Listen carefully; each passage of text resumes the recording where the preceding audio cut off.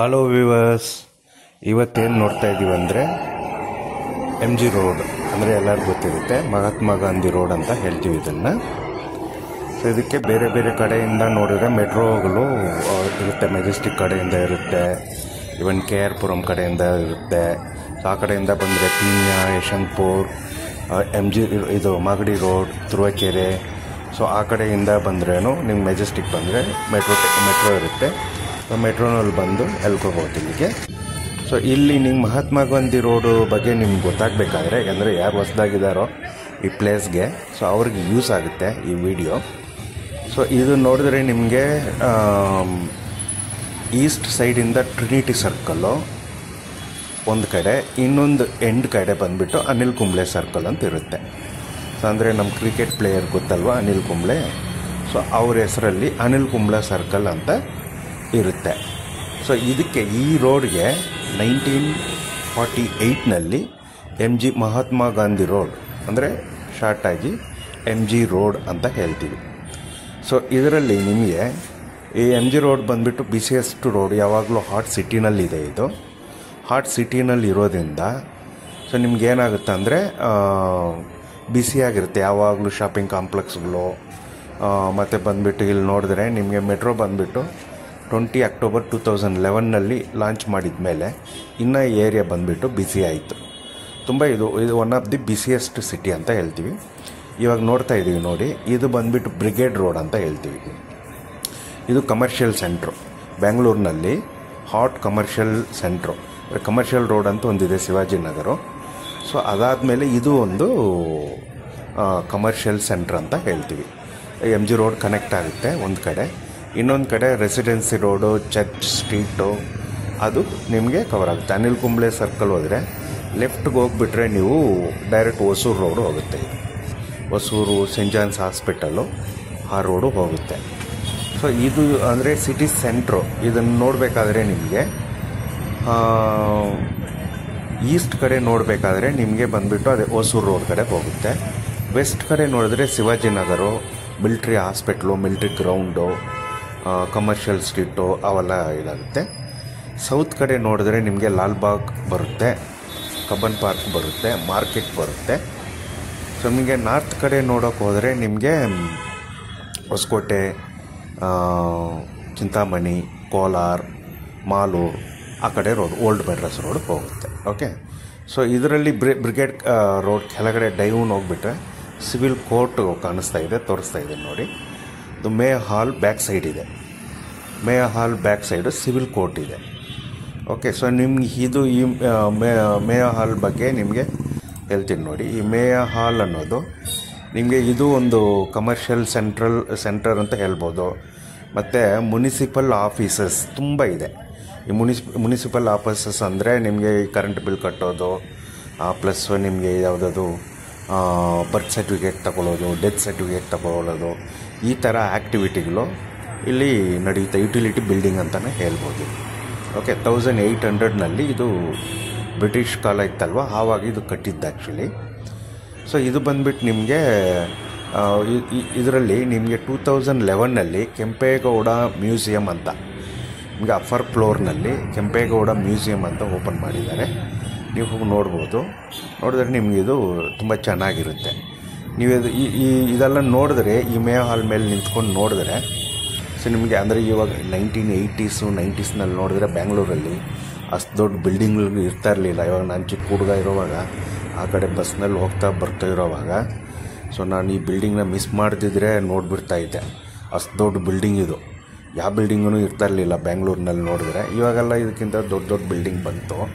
But ಆದರೂ ಆವಾಗ ಬಂದುಬಿಟ್ಟು ನಿಮ್ಗೆ ನೋಡಿದ್ರೆ ಇದೇ ದೊಡ್ಡ ಬಿಲ್ಡಿಂಗ್ ಆಗಿ ನಿಮಗೆ ಕಾಣಿಸ್ತಾ ಇತ್ತು.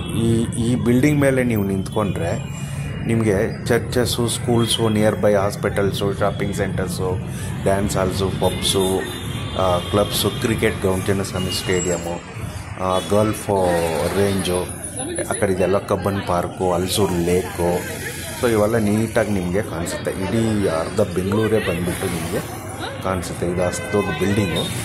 ಸೊ ನೀವು ಅಂದರೆ ಈ ಥರ ಯಾವುದಾನ ಆ್ಯಕ್ಟಿವಿಟಿಗೆ ಹೋಗೋವಾಗ ಈ government birth certificate, death certificate ಇಲ್ಲ ಕರೆಂಟ್ ಬಿಲ್ಗಳು ಕಟ್ಟೋದು, ಬೇರೆ ಈ ಥರ ಕಮರ್ಷಿಯಲ್ಲು ಗೌರ್ಮೆಂಟ್ ರಿಲೇಟೆಡ್ ವರ್ಕಕ್ಕೆ ಹೋದರೆ ಸೊ ನೀವು ಬಂದುಬಿಟ್ಟು ಇಲ್ಲಿ ಹೋಗಿ ಮೇಲೆ ನಿಂತು ನೋಡಿದ್ರೆ ನಿಮಗೆ ಮ್ಯಾಕ್ಸಿಮಮ್ ಬಂದುಬಿಟ್ಟು ನಿಮಗೆ ಕವರ್ ಆಗುತ್ತೆ, ಬೆಂಗಳೂರಲ್ಲಿ ಕವರ್ ಆಗುತ್ತೆ ನಿಮಗೆ. ಓಕೆ, ಅದಾದಮೇಲೆ ನೀವು ನೋಡಿದ್ರೆ ಬ್ರಿಗೇಡ್ ರೋಡ್ನಲ್ಲೇ ಇವಾಗ ಬ್ರಿಗೇಡ್ ರೋಡು ನೈಟ್ ವ್ಯೂ ನೋಡ್ತಾ ಇದ್ದೀರಾ, ಅಂದರೆ ಕಲರ್ಫುಲ್ ಲೈಟ್ಗಳು ಹಾಕಿ ಆ ನೈಟ್ ವ್ಯೂ ನೋಡ್ತಾ ಇದ್ದೀರಾ. ಇವಾಗ ನ್ಯೂ ಇಯರ್ ಆದರೆ ಇಲ್ಲಿ ಬಂದುಬಿಟ್ರೆ ಎಲ್ಲರೂ ಬಂದುಬಿಟ್ರೆ ನಿಮ್ಗೆ ನೋಡಿದ್ರೆ ಒಂದು 2 to 3 minutes ಲೈಟ್ ಆಫ್ ಮಾಡಿಬಿಡ್ತಾರೆ. ಇಲ್ಲಿ ನಿಂತ್ಕೊಳ್ಳೋಕ್ಕಾಗಲ್ಲ. ನ್ಯೂ ಇಯರ್ಗೆ ನೀವು ಬಂದುಬಿಟ್ರೆ ಇಲ್ಲಿ ನಿಂತ್ಕೊಳ್ಳೋಕ್ಕೆ ಜಾಗ ಇರೋಲ್ಲ, ಹಂಗೆ ಇದು ಫುಲ್ ರಶ್ ಇರುತ್ತೆ. ಇಲ್ಲಿ ಬಂದು ಎಲ್ಲ ಜನ ಎಲ್ಲ ಕಡೆ ಇರೋರು ಬಂದುಬಿಡ್ತಾರೆ. ಸೊ ನಿಮಗೆ ಆರಾಮಾಗಿ ಟೈಮ್ ಸ್ಪೆಂಡ್ ಮಾಡಿಕೊಂಡು ಮಿಡ್ನೈಟ್ 12 ಗಂಟೆ 1 ಗಂಟೆವರೆಗೂ ಹೋಗೋ ಥರ ಇಲ್ಲಿ ಅವಕಾಶ ಮಾಡಿರ್ತಾರೆ ನಮ್ಮ ಪೊಲೀಸವರು. ಒಳ್ಳೆ ಅವಕಾಶ ಸೇಫಾಗಿ, ಇವಾಗ ಲೇಡೀಸ್ಗೂ ಸೇಫಾಗಿ ಹೋಗೋ ಥರ ಮೆಟ್ರೋ ಟ್ರೈನು ಟೋಲ್ವರೆಗೂ ಇರುತ್ತೆ. ವೆಹಿಕಲ್ಸ್ಗಳು ಮತ್ತು ಯೂಬರು, ಓಲಾ ಈ ಥರ ಬಂದುಬಿಟ್ಟು ನೈಟೆಲ್ಲ ನಿಮಗೆ ಇಲ್ಲಿ ಫೆಸಿಲಿಟಿ ಸಿಗುತ್ತೆ. ಸೊ ನೀವು ನೋಡಿದ್ರೆ ಚರ್ಚ್ ಸ್ಟ್ರೀಟು ನೋಡ್ತಾ ಇದ್ದೀವಲ್ವ, ಇದು ಬ್ರಿಗೇಡ್ ರೋಡ್ನಲ್ಲೇ ಚರ್ಚ್ ಸ್ಟ್ರೀಟ್ ಅಂತ ಒಂದಿದೆ.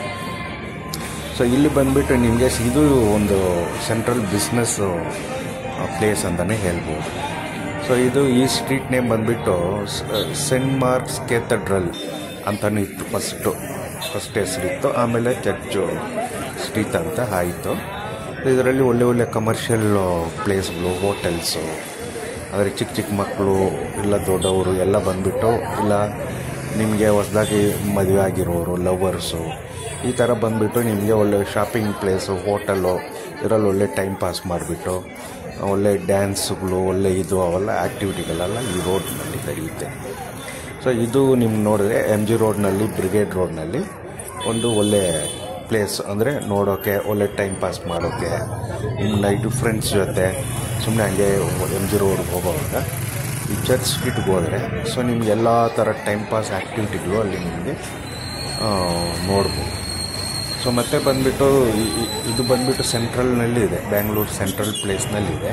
ಇನ್ನು ಸ್ವಲ್ಪ ಮುಂದೆ ಹೋದರೆ ನಿಮಗೆ ಇದು ಬರುತ್ತೆ, ಯಾವುದು ಹಲ್ಸೂರು ಲೇಕ್ ಬರುತ್ತೆ, ಡೆಡ್ ಎಂಡ್. ಇದು ಟ್ರಿನಿಟಿ ಸರ್ಕಲ್ಲು ಲೆಫ್ಟ್ ಹೋದರೆ ಡೌನ್ ಹೋದರೆ ನಿಮಗೆ ಹಲ್ಸೂರು ಲೇಕ್ ಬರುತ್ತೆ.